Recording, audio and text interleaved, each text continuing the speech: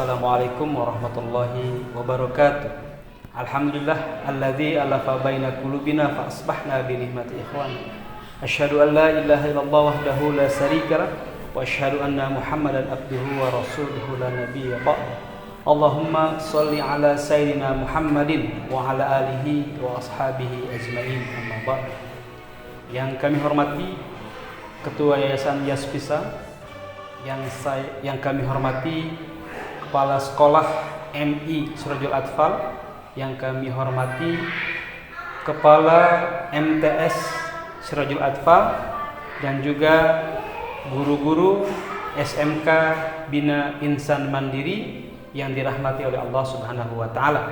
Pertama-tama dan yang paling utama, mari sama-sama kita panjatkan puji dan syukur kehadirat Allah Subhanahu wa taala, karena tak terasa atas berkat rahmat dan barokah dari Allah Subhanahu wa taala kita telah sampai pada kemerdekaan RI yang ke-75 yang insyaallah sebentar lagi akan kita rayakan.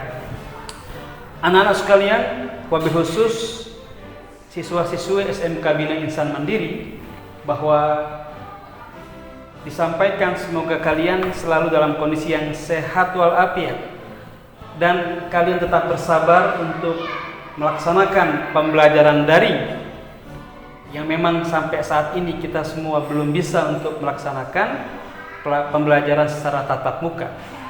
Tetapi sebentar lagi kita akan ada satu momentum di mana semua kita harus mengingat momentum perjuangan para pahlawan dalam memerdekakan bangsa ini, sehingga alhamdulillah pada hari ini kita semua sudah sampai kepada peringatan HUT RI yang ke-75 ini.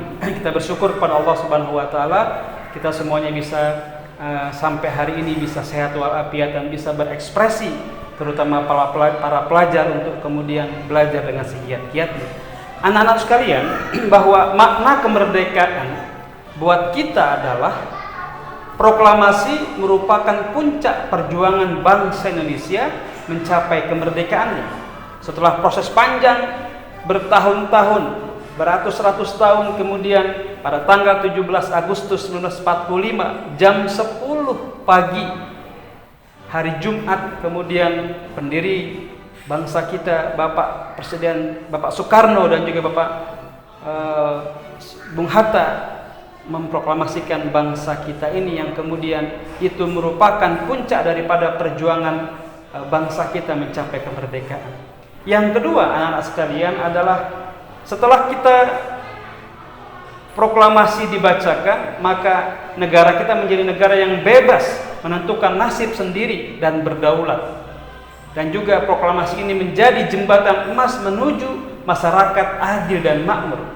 Lalu bagaimana sekarang peran kalian dalam rangka mengisi kemerdekaan? Tentunya banyak yang bisa kita lakukan, anak-anakku sekalian.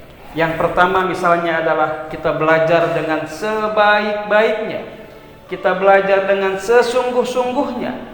Kalau dalam peribahasa bahasa Arab dikatakan man jadda wajada, siapa yang bersungguh-sungguh dia akan mendapatkan apa yang dia inginkan. Kita juga semuanya menjadi anak-anak yang berprestasi dalam berbagai macam bidang kesenian, pelajaran, dan lain-lainnya, anak-anakku sekalian. Dan yang paling penting adalah bahwa kita pada mengisi kemerdekaan ini dengan nilai-nilai yang luhur, yang kita semuanya teguh untuk kemudian menjaga keutuhan negara kesatuan Republik Indonesia dan juga pedoman bangsa kita, yaitu adalah Pancasila. Karena kita semuanya adalah negara yang berdasarkan Pancasila, maka kita semuanya kemudian ingin mengamalkan nilai-nilai 5 sila itu. Ingat, 5, bukan 3, bukan 4, tapi 5, yang diawali dengan ketuhanan yang Maha Esa, dan kita bisa mengaktualisasikan dalam kehidupan sehari-hari.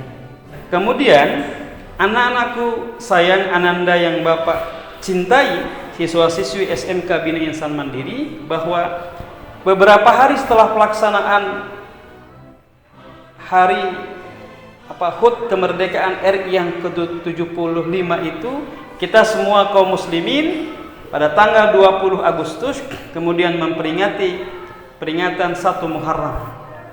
1 Muharram 1441 Hijriah menuju 1442 Hijriah. Anak-anak sekalian, perjuangan Rasulullah hijrah dari kota Mekah ke Madinah bisa kita ambil banyak hal pelajaran yang didapatkan dari hal tersebut.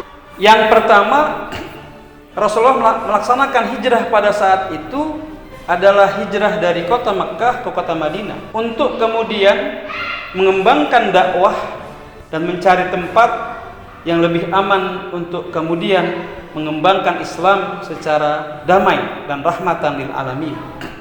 Nah, pada saat ini kalau kita kemudian kaji, bentuk hijrah itu dibagi menjadi 2. Hijrah tempat dan juga hijrah maknawiyah atau maknawi. Hijrah makan, hijrah tempat.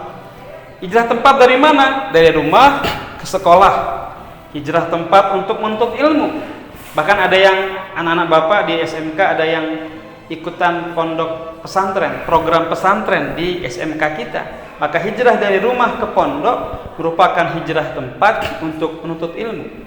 Yang kedua adalah hijrah secara maknawi yang meliputi beberapa hijrah. Yang pertama adalah hijrah keyakinan.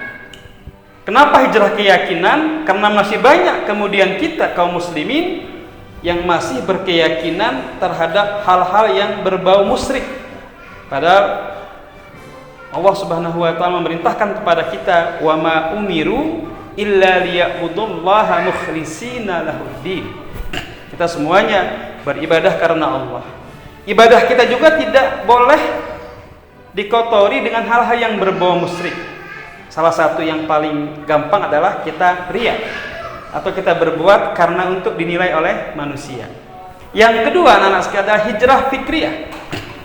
Hijrah pemikiran. Sebagai pelajar yang tadinya mungkin kita malas membaca, sekarang budaya literasi harus kita kembangkan. Membaca